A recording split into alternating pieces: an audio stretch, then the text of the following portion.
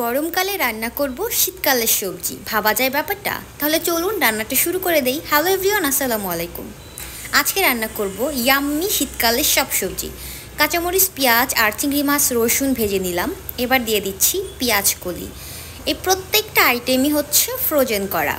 পেঁয়াজ কলি দিয়ে একটু নাড়াচাড়া করে তারপর দিয়ে দিচ্ছি মটরশুঁটি। মটরশুঁটি তো গরমকালে পাওয়াই যায় না, এটাও কিন্তু শীতকালেই পাওয়া যায়।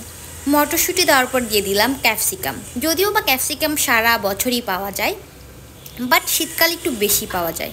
ক্যাপসিকাম দেওয়ার পর দিয়ে দিলাম ব্রোকলি। এই ব্রোকলিটাও কিন্তু শীতকালের সবজি। সব কিছু দিয়ে এবার ভালো মতন এটাকে মিক্সড করে নিব। এবার দিয়ে দিলাম সামান্য একটু লবণ, তারপর হালকা একটু পানি দিয়ে দিব।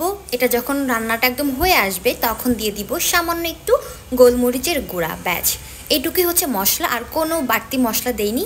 আমার দুপুরের খাবার একদম রেডি হয়ে গেছে। ঢ্যাঁড়স ভর্তা, ঝিঙ্গা দিয়ে ছোট মাছের চচ্চড়ি, আর হচ্ছে আমার বানানো সেই স্পেশাল সবজি। এই সবজিটা অনেক বেশি হেলদি ছিল, কারণ এটার মধ্যে খুবই সামান্য তেল ছিল, আর গুঁড়া মশলার মধ্যে শুধু ছিল গোলমরিচের গুঁড়া, বাড়তি কোনো গুঁড়া মশলা ছিল না। তার সাথে ছিল কাঁচামরিচ, পেঁয়াজ, রসুন আর লবণ।